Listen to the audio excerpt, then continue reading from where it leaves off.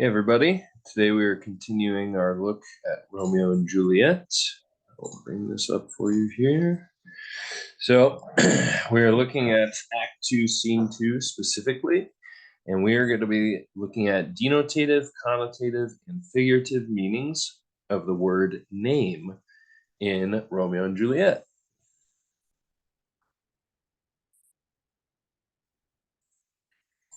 And here we go. Cool, that's a little better. All right. So this is for 12th grade English in a unit I hope to do one day on Shakespeare and philosophy. And the standard that this little mini lesson is going to follow is right here, RL 11, 12, 4, determine the connotative, denotative, and figurative meanings of words and phrases as they are used in the text. The skill we're going to do is a word meaning graphic organizer. And then drawing from Goldie Mohammed's Cultivating Genius, kind of picked out a couple little quotes here. Names are not just names. It is typically through our names that we are introduced to the world. Our names are a gift from others and must be made our own. And so looking at this specific famous balcony scene in Romeo and Juliet, we're going to think about how names are integral parts of our identity, reflect our place in society, our heritage and culture, and our inner self identity as well. So I pulled these guiding questions from Cultivating Genius here. These are going to be kind of essential questions for the lesson today. Okay, so I've gone way too far, one at a time. Here we go. Okay, so in our groups, we're going to read Act 2, Scene 2 together from the text. And while we're doing this, we're going to annotate, highlight, underline. Anytime Romeo and Juliet talk about naming, whether specifically or the idea comes up. And this is important because if we get ideas about naming and identity as well as with when they specifically talk about thy name and things of that nature, we'll be able to work towards the connotative and figurative meanings of it as well. So I would also tell students in our class copies, Folger, Shakespeare, the cheap ones, remember to use explanatory notes on the left of the page. If you're not sure what's being said, so that'll help us with some of the figurative language. And then after reading, we'll fill in this graphic organizer, which has been handed out to the class with direct quotes or paraphrases. And then we will also be finding a basic dictionary definition of the word name as well. So we'll spend X amount of time during class doing that. And then after we've done that, we all come back together and we post the group's graphic organizers around the class, and we'll do a gallery walk. And during this gallery walk, we will walk around, write down one quote, idea, or paraphrase, or question from each group in order to generate the materials for which to answer these questions for ourselves individually. And so here's kind of the meat of the lesson after we've done the activities. So we're going to go back to our guiding questions and work through bits of this scene. So the first part of this scene, we know from previous class that what's coming in scene 2. So Romeo comes forward and we get his monologue here about hoping that his Juliet will come out and talk to him when, in essence, she's staring up at the stars, and Romeo is saying, "Oh, it is my lady. Oh, it is my love. Oh, that she knew. Oh, that she knew she were. She speaks, yet she says nothing. What of that? Her eyes discourses. I will answer it." So he's kind of like, wishing she would notice him, right? And then eventually, see how she leans her cheek upon her hand, right? She's looking up at the stars. Oh, that I were a glove upon that cheek, that I might touch that cheek. And then Juliet notices him. I, me, she says. And then Romeo to the side. I. She speaks.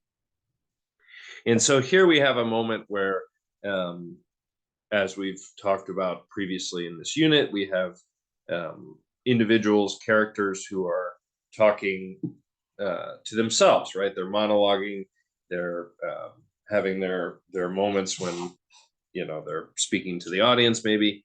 And then there is a moment here in this scene where both characters start that way and then they recognize each other. So there's a moment of, we might say, naming in them recognizing each other. They're beginning to name each other. So Romeo, oh, speak again, bright angel, blah, blah, blah. When he bestrides the lazy, puffy clouds, sails upon the bosom of air. He's trying to evoke her, right? And then Juliet gets some lines here. Oh, Romeo, Romeo, wherefore art thou Romeo? So why are you Romeo? That is one way we can interpret the word wherefore is why. Why are you a Romeo? And for importantly here, she's saying Romeo and not Montague, right? She is not naming his last name, which we will see becomes an issue, or has been an issue, as we've seen, right? She says, deny thy father and refuse thy name. Lose yourself, right? Refuse thy name. Deny your father, your family, Montague. Lose yourself in this moment. Or, if thou will not, be but sworn my love. So we're seeing how the change, the play of name so far is couched within questions of what it means to have a name and what that name is actually indicating. Is it indicating who you really are, your family, things of that nature, right? Going back, looking at some of our essential questions here. Or if thou will not be but sworn my love, and I will no longer be a Capulet. Okay, so she's saying I will deny my last name or my family name as well. Shall I hear more, or shall I speak it? Romeo says.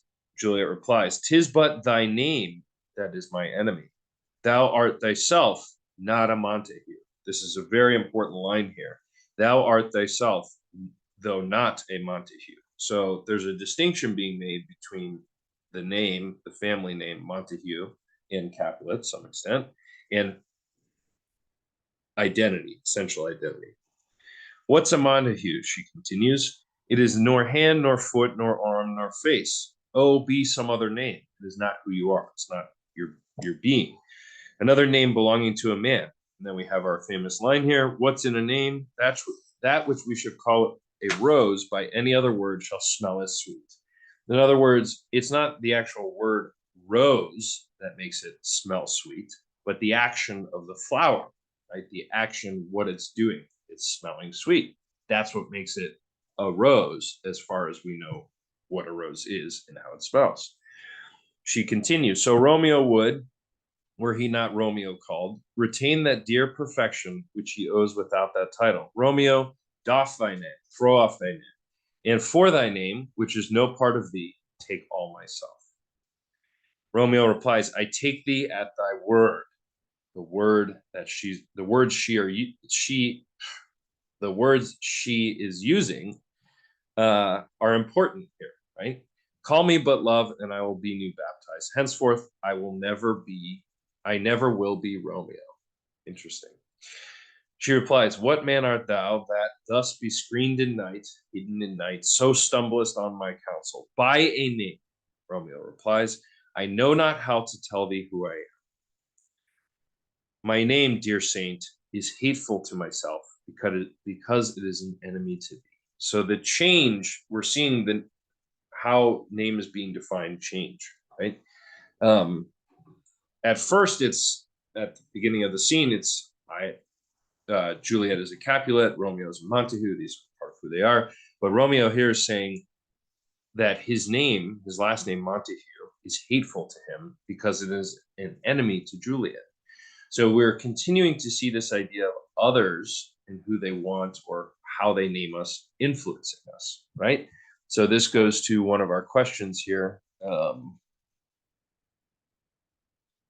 what extent do we choose the names and labels others use for us? So Juliet is naming Romeo, and Romeo is refusing that name, his last name, Montague, how Juliet is naming him, in favor of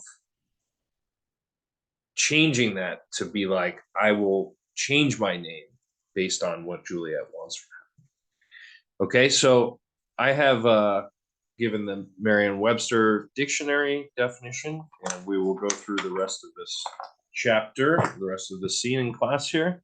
And then I filled in some ideas I have for this, okay? So after we discussed a little bit longer, then over the weekend, students will take home the data and ideas we've generated in class based off of their group work, the gallery walk, and our whole class debrief, which will be a little longer.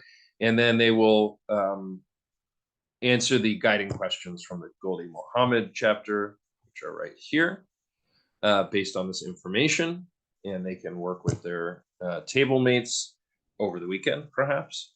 And then on Monday, the following class, we'll all come back together and start working towards a larger writing project based on this idea. So that is what I got. I hope it fucking worked.